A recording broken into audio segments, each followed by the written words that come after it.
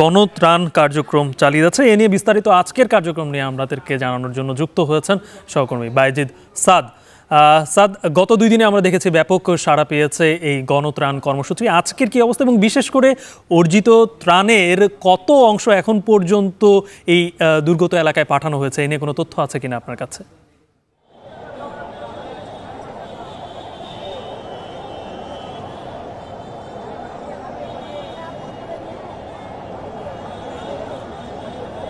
গালিব, বর্ণাঢ্য মানুষের পাশে দাঁড়াবার জন্য বা তাদের এই যে মুহূর্তের মধ্যে দিয়ে যারা যাচ্ছেন সেই সময়টিতে তাদের সহযোগিতা করার জন্য মূলত ঢাকা বিশ্ববিদ্যালয়ের ছাত্র শিক্ষক কেন্দ্র যেটি রয়েছে টিএসসি, সেখানে কিন্তু মানুষের ঢল নেমেছে এক কথায়।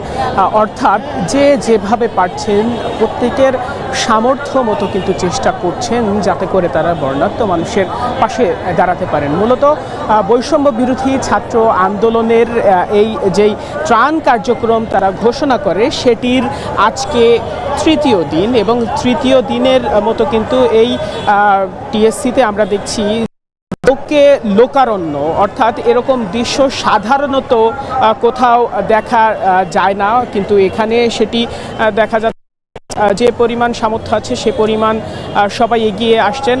আমি যদি একটু পেছনের কথা বলি, প্রথম দিন যখন এই গণত্রাণ কর্মসূচি শুরু করা হয় সেদিন কিন্তু 29 লাখ টাকা উঠেছিল, এবং গত কালকে কিন্তু 1,42,50,000 টাকার বেশি কিন্তু এখানে উত্তোলন করা হয়েছে, সেটি শুধুমাত্র নগদ অর্থ। আজকেও কিন্তু এখানে যারা টাকা উত্তোলন করছেন, যারা লিপিবদ্ধ করে রাখছেন দাতার নাম, তারা যেমনটি আমাদেরকে জানিয়েছেন যে আজকে কিন্তু সেটি গিয়ে দাঁড়াতে পারে প্রায় 2 কোটির কাছাকাছি। ইতিমধ্যে 1.5 কোটির বেশি কিন্তু তাদের সংগ্রহ হয়ে গিয়েছে।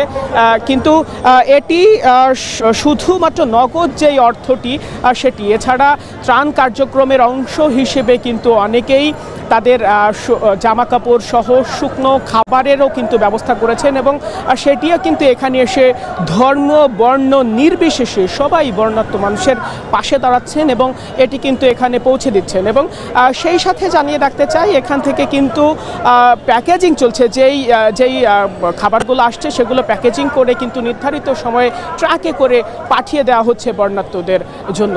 এই ছিল টিএসসি থেকে আমার কাছে সবশেষ। গালিব, বৈষম্য বিরোধী ছাত্র আন্দোলনের গণত্রাণ সংগ্রহ কার্যক্রমের সবশেষে জানাচ্ছিলেন সহকর্মী বাইজিদ সাদ। দেখছেন রাতের বাজার।